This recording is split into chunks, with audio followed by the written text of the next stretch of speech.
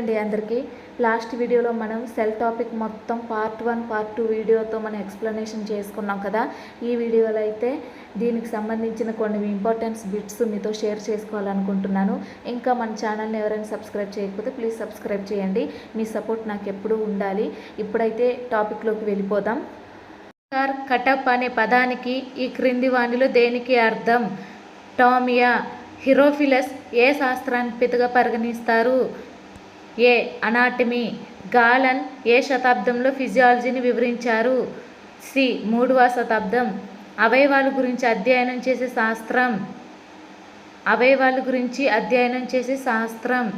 C. స్పాంకాలజీ. శరీర ధర్మశాస్త్ర పితగా పరిగణించేది ఎవరు? సి. ఎరాసిస్ట్రాటస్. ఎనబాలిజం మరియు కెటబాలిజం కలయికను ఏమంటారు? సి. మెటబాలిజం. ఫిజియాలజీలో ఫిసిస్ అనగానేమి? డి. ప్రకృతి. జీవి యొక్క క్రియాత్మక నిర్మాణాత్మక ప్రమాణం కణం. మానవ శరీరంలో కణాలు ఎన్ని ఉంటాయి? 2 రకాలు. ప్రత్యుత్పత్తికి ఉపయోగపడే కణాలు ఏవి? బీజ కణాలు. దేనిని యూనిట్ ఆఫ్ లైఫ్ అంటారు? కణం. మెటాజోవాకి ఉదాహరణ. మెటాజోవాకి ఉదాహరణ మానవుడు. కణాన్ని దేనితో కొలుస్తారు? మైక్రాన్స్. బహుకణ జీవులలో కణ పరిమాణం 9.5 μm టు 100 μm. మానవ శరీరంలో కణాల సంఖ్య సుమారు 10 ట్రిలియన్స్. కణం యొక్క వ్యాసం ఎంత ఉంటుంది? 7 μm టు 70 μm. మ్యూ అనేది ఏ భాషా పదం నుంచి వచ్చింది? గ్రీకు. జకారియస్ జాన్సన్ దేన్ని కనుగొన్నారు? సూక్ష్మదర్శిని. 1830 సంవత్సరంలో జీవ పదార్థానికి ప్రోటోప్లాజం అని పేరు పెట్టిన శాస్త్రవేత్త ఎవరు? పర్కింజే. రాబర్ట్ హుక్ ఏ సంవత్సరంలో కణాన్ని కనుగొన్నాడు? 1665.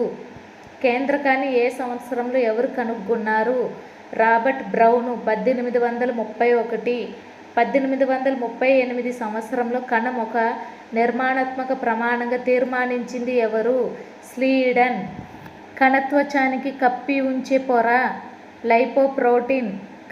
కణానికి రక్షణ ఆకారం కల్పించేది ఏది? కణత్వచం. హైలోప్లాజం అని దేన్ని అంటారు? కణంలోని జీవ పదార్థం. జీవ పదార్థ తంతువులను ఏమంటారు? ట్రోపోప్లాజం. కణశక్త్యాగారాలను కనుగొన్న శాస్త్రవేత్త కొల్లీకర్. లోపల ముడతలుగా ఉండి క్రిస్టేగా పిలువబడిన కణాంగం ఏది? మైటోకాండ్రియా. మైటోకాండ్రియా దేని రూపంలో శక్తి నిల్వ ఉంచుతుంది? Adenosine triphosphate. శరీర కణంలో అర్ధపారగమ్యతను కలిగిన భాగాలు కణత్వచం అండ్ కేంద్రక త్వచం. కణ మేధస్సు సెల్ బ్రెయిన్ మాస్టర్ కంట్రోలర్ అని దేన్ని అంటారు? కేంద్రకం. డిఎన్ఏ మరియు ప్రోటీన్తో నిర్మించబడిన భాగం క్రోమాటిన్ పదార్థం. ఆర్ఎన్ఏ మరియు ప్రోటీన్తో నిర్మించబడిన భాగం రైబోసోములు. కణం యొక్క అస్థిపంజరం అని ఏ భాగానికి పేరు? అంతర్జీవ ద్రవ్యజాలం. మైటోకాండ్రియా లోపల ఉండే పదార్థాన్ని ఏమంటారు?